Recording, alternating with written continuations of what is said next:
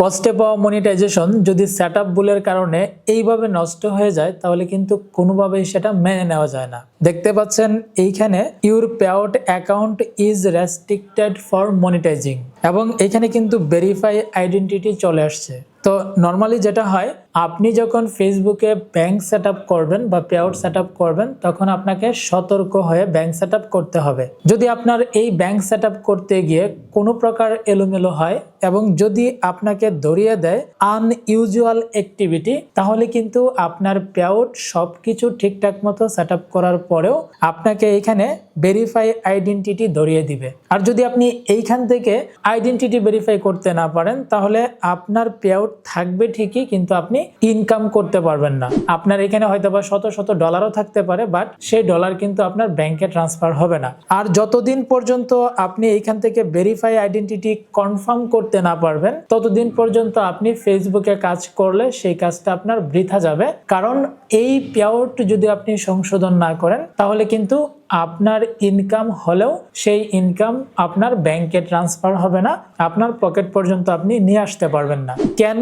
এই verify identity চলে আসে এবং এইখানে মূলত কি কারণে আপনার পেআউট অ্যাকাউন্ট রেস্ট্রিক্টেড করে সেটা আপনাকে জানতে হবে। যদি আপনি মোবাইল ডাটা ব্যবহার করে থাকেন, এখন কোনো এক জায়গায় আপনি গিয়েছেন, সেখানে আপনি ওয়াইফাই ব্যবহার করছেন, আর তখন যদি সেইখানে গিয়ে আপনি আপনার সেটআপ করেন তাহলে আপনাকে সমস্যা ধরিয়ে দিতে পারে। এটা একটা রিজন, বাট এইটা তত গুরুত্বপূর্ণ না। কিন্তু আপনি যখন এক দেশ থেকে অন্য দেশের ইনফরমেশন দিয়ে পেআউটটাকে সেটআপ করবেন তখন কিন্তু ম্যাক্সিমাম ক্ষেত্রেই এই সমস্যাটা হয়। দ্বিতীয় যে কারণ সেটা হচ্ছে, আপনি হয়তো বা প্রবাসে থাকেন, বাট আপনি আপনার ফেসবুকে মনিটাইজেশন পেয়েছেন, আপনি সেটাকে সেটআপ করতে চাচ্ছেন বাংলাদেশি ইনফরমেশন দিয়ে এবং আপনার বাংলাদেশের ব্যাংক অ্যাকাউন্ট দিয়ে। তখন দেখা যাচ্ছে আপনি যখন অন্য দেশ থেকে সেটআপটা করতে যাবেন তখনও অনেক সময় দেখা যায় আপনার আনইউজুয়াল অ্যাক্টিভিটি ধরিয়ে দিয়ে আপনাকে এই ভেরিফাই যে ডকুমেন্ট বা আইডেন্টিটি সেটার প্রবলেমটা আপনাকে দিয়ে দিতে পারে। এবং এখানে আরেকটা ভুল হয়,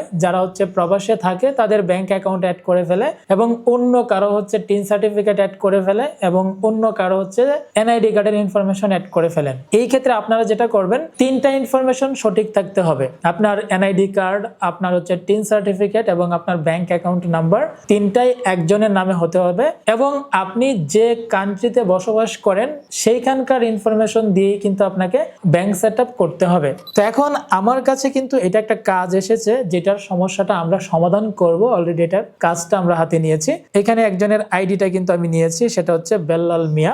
আর্নিং সোর্সে গেলে দেখতে পারবেন এখানে কিন্তু কন্টেন্ট মনিটাইজেশন আছে, কিন্তু সেটআপ করার সময় সে প্রবাসে যেহেতু থাকে বাংলাদেশি ইনফরমেশন দিয়ে কাজটা করেছে এবং এই ক্ষেত্রে সে অনেকবার মালয়েশিয়াতে থাকে এবং সেই জায়গার ইনফরমেশন দিয়েও বেশ কয়েকবার ট্রাই করেছে। তো যেই কারণে তাকে আবার কিন্তু যখন বাংলাদেশের ইনফরমেশন অ্যাড করতে বলা হয়েছে সে অ্যাড করেছে, কিন্তু এখানে ভেরিফাই আইডেন্টিটি চলে আসছে। কারণ একটা পেআউট সেটআপ করার পর আপনি একবার বাংলাদেশ ইনফরমেশন দিবেন, একবার আপনি মালয়েশিয়া, সিঙ্গাপুর বা আপনি ইউনাইটেড আরব আমিরাত, এই যে ইনফরমেশন গুলো আপনারা প্রথমে দেন তারপর সেগুলোকে আবার আপডেট করতে চান, তখন কিন্তু ফেসবুক ধরে নেয় হয়তোবা আপনার এই পেজ বা প্রোফাইলটা হ্যাক হয়েছে এবং আপনার পেআউটটাকে অন্য কেউ তারা যে নিজেদের নামে আপডেট করে নিচ্ছে। তো এইটাই মূলত আনইউজুয়াল অ্যাক্টিভিটি। আর এটা মাঝে মধ্যে কিন্তু দেশের ভিতরেও হয়। আপনার একটা ফেসবুক অ্যাকাউন্ট বিভিন্ন জায়গায় বিভিন্ন লোকেশন থেকে যদি বিভিন্ন ডিভাইসের মধ্যে লগইন থাকে, তখন আপনি যখন সেটআপ করতে যাবেন তখনই কিন্তু দেখাবে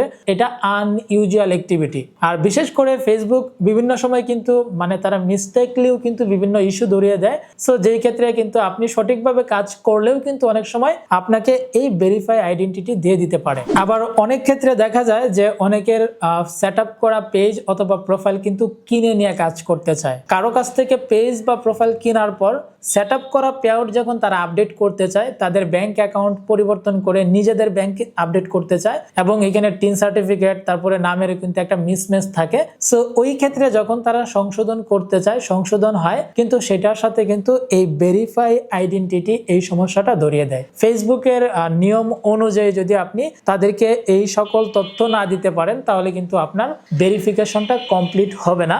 এখানে যখন ভেরিফাই আইডেন্টিটি অপশনের উপর ট্যাপ করবেন, আমি অলরেডি কিন্তু এখানকার কাজটা করে ফেলেছি এবং কি কি করতে হবে সেই বিষয়টা আপনাদেরকে একটু বলে দেই, তাহলে আপনারা নিজেরাও ট্রাই করতে পারেন। তো প্রথমত হচ্ছে আপনি যখন এখানে আসবেন তখন আপনাকে ব্যাংক স্টেটমেন্ট দিতে হবে। ব্যাংক স্টেটমেন্ট হলো আপনি যেই ব্যাংক অ্যাকাউন্ট অ্যাড করবেন, যেমন এখানে শাহজালাল ইসলামী ব্যাংক অ্যাড করা আছে। এখন আপনি যেই ব্যাংক অ্যাড করবেন আপনার ব্যাংকে গিয়ে 3 মাসের অথবা 6 মাসের একটা ব্যাংক স্টেটমেন্ট নিতে হবে। যখন আপনি মূলত হচ্ছে এই যে ভেরিফাই আইডেন্টিটি এখানে যাবেন তখন আপনার এখানে ব্যাংক স্টেটমেন্ট চাইবে। আপনি প্রথমে ব্যাংক স্টেটমেন্টটা এখানে আপলোড করবেন, তারপর আপনি আবার নেক্সট অপশনে যখন ট্যাপ করবেন তখন কিন্তু আপনার কাছে এনআইডি কার্ড, পাসপোর্ট অথবা আপনার হচ্ছে যে ড্রাইভিং লাইসেন্স এই ধরনের বেশ কিছু ডকুমেন্ট চাইতে পারে। আপনার কাছে যেটা আছে সেইটা দিয়ে হচ্ছে আপনি সাবমিট করবেন। তবে শুধুমাত্র ওই দুইটা জিনিস সাবমিট করলেই হবে না, এখানে আরো বেশ কিছু কাজ আছে যেগুলো আসলে ভিডিওর মাধ্যমে দেখানো বা বোঝানো সম্ভব না। সো এই ক্ষেত্রে যারা মোটামুটি এক্সপার্ট আছেন তারা এই বিষয়গুলো বুঝবেন এবং